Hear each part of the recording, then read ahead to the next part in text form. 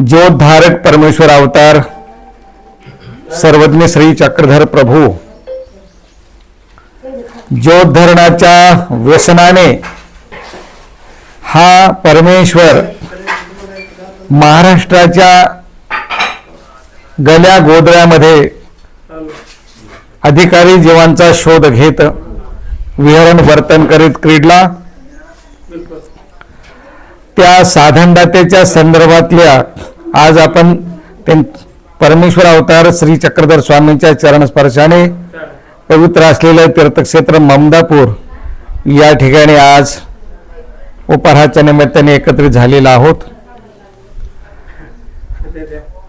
स्वामींच्या एकंदरीत ज्योतधरण कार्याचे 3 टप्पे आहेत. महाराष्ट्रामध्ये परिभ्रमण करत असताना एकांक, पूर्वार्ध आणि उत्तरार्ध.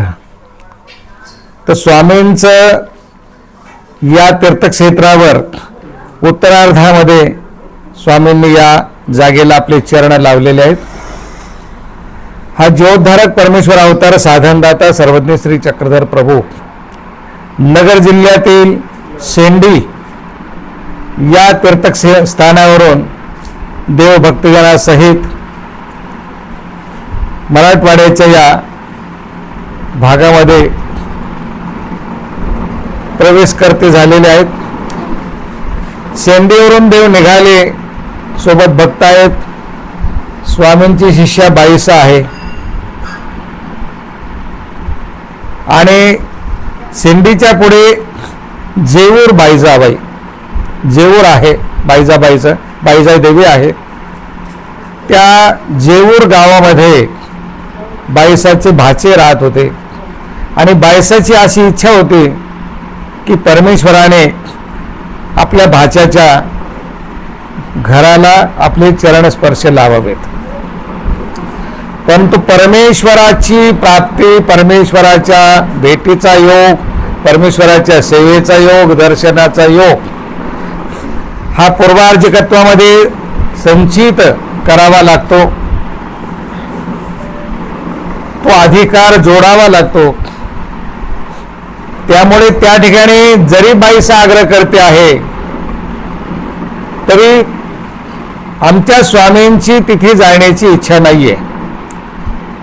परंतु स्त्री स्वभाव मुळात हट्टी असल्यामुळे बाईसाने हट्ट त्या ठिकाणी धरला.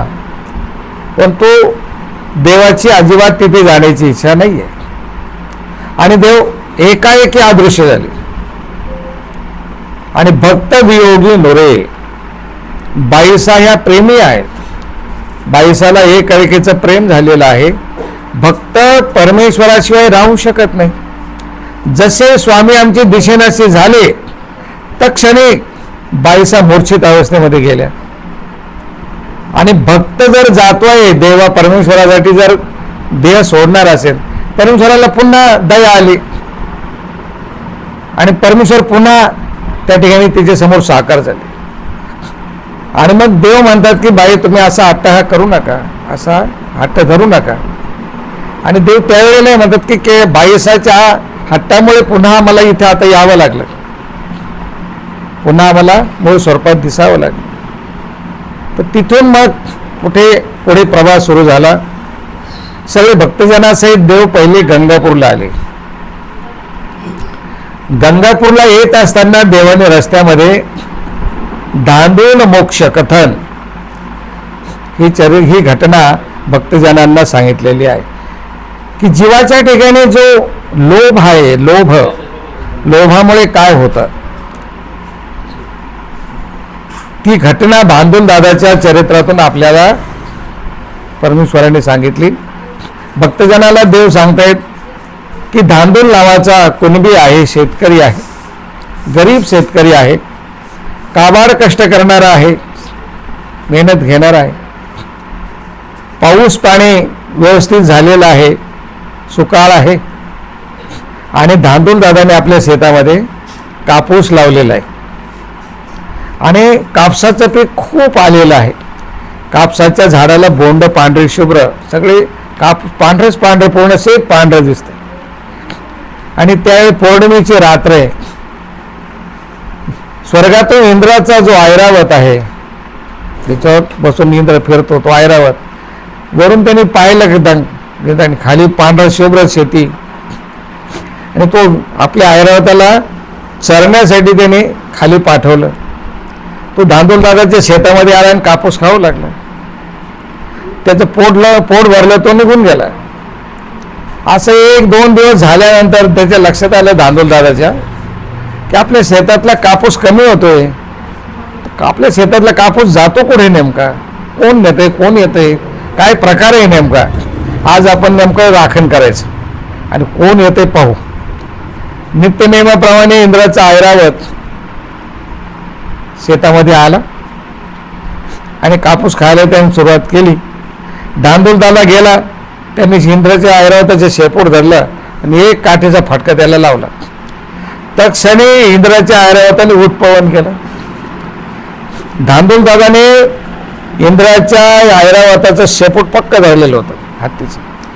तो डायरेक्ट स्वर्गामध्ये पोहोचला. इंद्र दरबार भरलेला आहे तिथे. तिथे देव, दानव, यक्ष, किन्नर सगळे त्या ठिकाणी आहेत.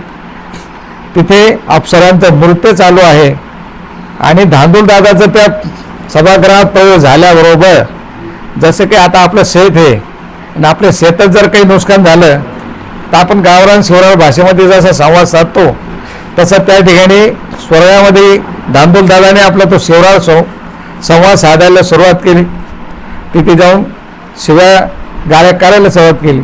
इंद्राने पाहिलं की हे कोण व्यक्ती या ठिकाणी पोहोचलं बाबा, आणि हा काय प्रकार चालू आहे.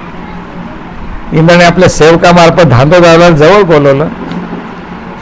आपण काय झालं, तू एवढा संताप, तुला क्रोध कशामुळे आला, का रागवलंस. अरे म्हणे काय तुझं ते वासरू माझ्या शेतामध्ये येतं, माझं कापूस खातं म्हणे, माझा सगळा कापूस खराब केला त्यांनी. इंद्राच्या गोष्ट लक्षात आली, अरे हे पृथ्वीवरचे मनुष्य आहेत. त्याने सांगितलं हो काय हरकत नाही, तुझं किती नुकसान झालं, तुझं किती नुकसान झालं म्हणे. काय सांगू म्हणे तुम्हाला किती नुकसान झालं. हे माझं एवढं मोठं नुकसान झालं म्हणे, असे दोन्ही हात करून. इंद्र म्हणे काही हरकत नाही, तुला तेवढ्या स्वराला भारोभार मुद्रा देतो, पण तू इथे काही ही भाषा वापरू नको. तुझा जो संवाद चालू आहे तो संवाद बंद कर. आणि इंद्राने त्याला सोनं नाणं दिलं. आता जाऊ कसं म्हणे खाली, आला कसा. अरे म्हण तुझे त्या म्हैसूरच्या शेपटाला धरून आलो म्हणे, आणि धर म्हणते शेपटांचा, तो तुला नेऊन सोडेल खाली. पण हे काम कर म्हणे, आता मी तुला आता एवढं मोठं सोनं नाणं दिलं, सुवर्णमुद्रा, माझे म्हसरू आहे, याला तुझ्या शेतामध्ये चरू दे. तर म्हणे काही हरकत नाही. आणि धांदूल दादा त्या हत्तीच्या शेपटा धरून पुन्हा खाली आला. आता धांदूल दादाची परिस्थिती बदलली. सोनं नाणं आल्यामुळे सगळी परिस्थिती, खानपान, राहणीमान बदललं.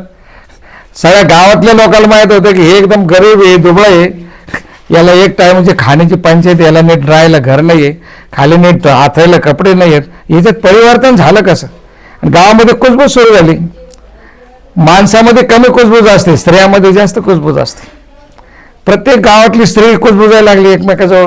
अरे यांनी पैसा आणला कुठून, कुठं काय डाका टाकला का, चोऱ्या केल्या, काय केलं.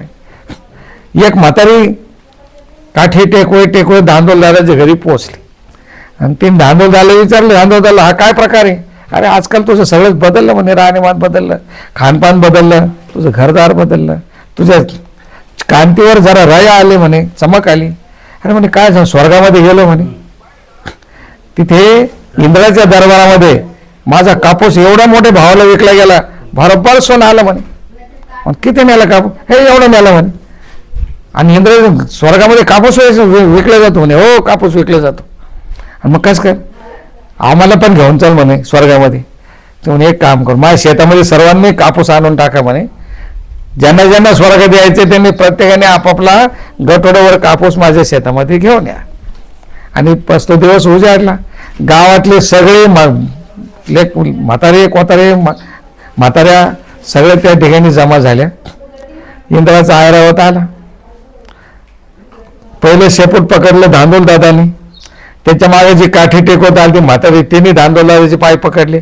त्याच्या मागे दुसऱ्याने अशी माळ सुरू लागली ती आणि चालली. त्या हत्तीने त्याला एक काठी मारली, तसं हत्तीने उत्पन्न केलं. चालली ती माळ स्वर्गामध्ये. आता तोंड बंद ठेवावं की नाही, पण स्त्रियांचं तोंड बंद राहत नाही. आता पोटपोण केल्यानंतर ती एवढं म्हातारीला का धांदल दादा, अरे स्वर्गामध्ये गटोडवर कापसाचे किती पैसे मिळतात म्हणे, गटोडवर कापसाचे किती पैसे. आता धांदल दादाने मी लक्ष द्यायला की आपण हत्तीचा शेपूट पकडलेला आहे, त्याने सुद्धा आपला आव आणला असा मोठा, एवढे कापस हे एवढे पैसे मिळतात ना. ती शेपूट गेलं सुद्धा हत्तीवर आणि ती माळ सर्वे, म्हणजे लोभापायी सर्वे खडकावर येऊन आदळले आणि सर्वे गतप्राण झाले. म्हणजे लोभ, जीवाच्या ठिकाणी जो लोभ आहे, म्हणून देवाने सांगितलेले काम क्रोध लोभ हे त्यांनी नरकद्वारे, काम आणि क्रोध आणि लोभ हे नरकाची द्वार आहेत, याच्यापासून दूर राहिलं पाहिजे, नाहीतर तुमचा विनाश हा ठरलेला आहे. जसं ते धांदोल दादाची कथा सांगून देवाने आपल्याला सर्वांना सजग केलंय की तुम्ही या 3 गोष्टीपासून सावध राहा. आणि नंतर देव गंगापूरला आले, तिथे मुक्काम. आता हे सर्व वसतिस्थान आहे. गंगापूरवरून जामगाव, जामगावला 1 रात्रीचा मुक्काम, जामगाववरून बगडी, बगडीला 1 रात्रीचा मुक्काम, बगडीवरून ममदापूर जिथे आता आपण बसलेलो आहे, हे वसतिस्थान. इथं चरित्र कोणतेच घडलेलं नाही आहेत, फक्त 1-1 दिवसाची रात्रीचे मुक्काम आहेत. इथून कानडगाव आणि कानडगाववरून नवरगाव असा स्वामींचा हा प्रवास या ठिकाणी झालेला आहे. आता हे जे स्थान आहे अत्यंत दुर्लक्षित, गोदावरीच्या किनाऱ्यावर असलेलं, कारण आमच्या महानुभाव साधकांची मुळात प्रवृत्ती स्वभाव पहिल्यापासूनच निसंग, देवाने कशाचंच आलिंबन आणि कुठल्याच गोष्टीचा संग्रह करायला सांगितलेला नसल्यामुळे परमेश्वराचा साधक हा नित्याटन, अटन, विजन, भिक्षा, भोजन, स्थान, प्रसाद, सेवा या सप्तविधीवर त्याचं आचरण प्रणाली असल्यामुळे आमच्या पूर्वजांनी कुठेही कधी कोणत्या स्थानावर राहून तिथे स्थायी स्वरूपातला निवास करावा, ते स्थान आपल्या नावावर करून घ्यावं, ही धारणा संप्रदायातल्या जुन्या अधिकरणांची किंवा साधनवंताची न राहिल्यामुळे अनेक स्थानं असे गर्दळले गेले. कारण स्वामींच्या आचरणाकडे तंतोतंत त्यांचं लक्ष असल्यामुळे सर्वांनी आपलं घरदार प्रपंच सोडल्यानंतर आपली झोळी, भिक्षेपुरती झोळीमध्ये जे काही पात्र असेल ते आणि आपली साधना, या साधनेवरच परमेश्वराचा साधक राहिल्यामुळे ही स्थानं दुर्लक्षित राहिले गेले. पण तो जसं काळ पुढे सरकत गेला, कालानुकाळ वर्तते, जसं काळ आहे तसं कालाप्रमाणे सापेक्ष बदल करावा लागतो. त्या पद्धतीने आमच्याही अधिक लोकांनी, पूर्वजांनी त्यांच्या दैनंदिन व्यवहाराच्या आचरणामध्ये बदल केले. स्थायी स्वरूपाचे आश्रम झाले, मंदिरं झाले आणि आज ह्या 100-125 वर्षाच्या कालखंडामध्ये भरपूर परिवर्तन झालं आणि या 50-60 वर्षात परिवर्तन झालं. अशा या कालखंडामध्ये या ठिकाणी एक निवृत्त आपले, ज्यांनी पूर्वाश्रमामध्ये वैद्यकीचा व्यवसाय केला, असे ठाकूर जमातीतले, ठाकूर समाजातले एक डॉक्टर होते. ते या ठिकाणी आले आणि अत्यंत हलाखीच्या परिस्थितीमध्ये एकट्याने राहून त्यांनी या स्थानाचं संवर्धन, संगोपन केलं, या स्थानाचा ओटा बांधून काढला. इथे बाकीच्या मूलभूत ज्या सुविधा लागतात, आल्यानंतर साधकाला निदान बसण्यासाठी सावली आणि तहानलेला जर असेल तर प्यायला पाणी, एवढी सुविधा त्यांनी त्यांच्या कालखंडामध्ये या ठिकाणी केली. त्यामुळे इथे यायला जायला, कारण तुम्ही पाहताय गंगेचा किनारा आहे, इथे यायला नीट रस्ते नाही आहेत. अत्यंत या काटेरी बाबळींनी वेढलेला हा सगळा प्रदेश आहे, कारण पाणी मुबलक आहे आणि जमीन सुपीक आहे. त्यामुळे इथे झाडं झोडपं या काट्याने वेढलेलं सर्व ठिकाण होतं. आणि नंतरच्या कालखंडामध्ये कैलाशी झालेले सद्भक्त श्री शांतीलाल शेठ जैन किंवा जैन परिवार, त्या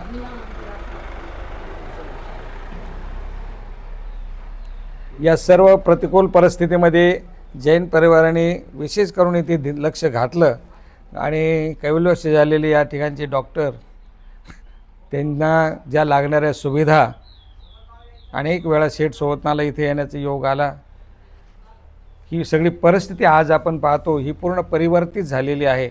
ही जमीन लेवलला असलेलं मंदिर होतं, आज भरपूर भर टाकून हे जवळजवळ 6-7 फूट उंच आपण घेतलेलं आहे. सुंदर मंदिर बनलेलं आहे. राहण्याची चांगली व्यवस्था या ठिकाणी झालेली आहे.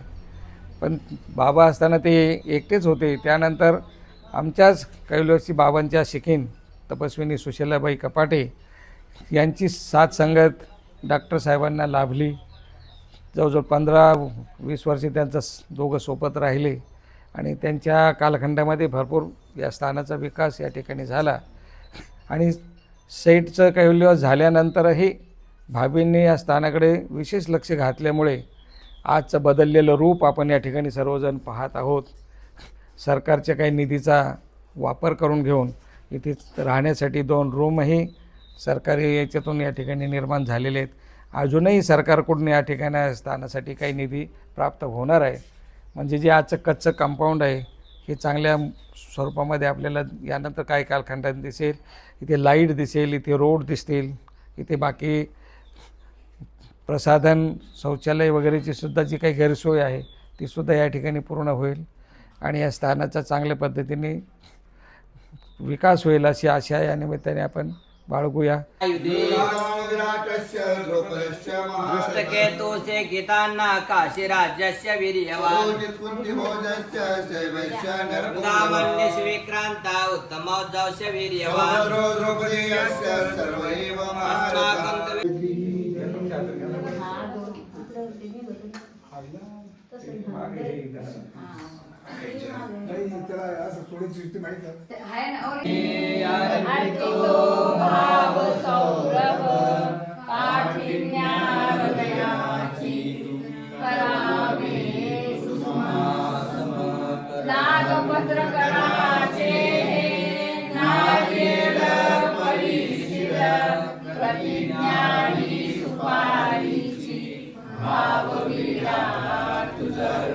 चंदन गंधर्वा देवा आनंद कंदा श्रीपते दयेचा सागरा स्वामी श्री योगेश्वरा नमो नमः. श्री योगेश्वरा नमो नमः. आनतया वदती श्रीफळ कोफळ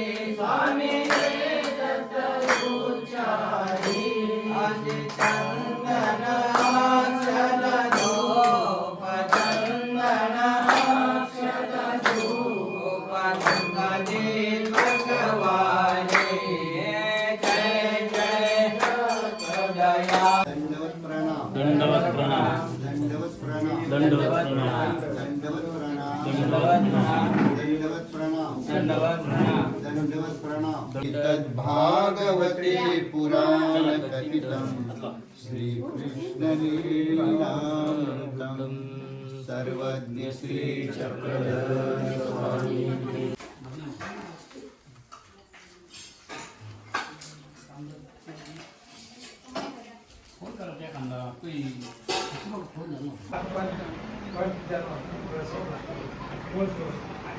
पण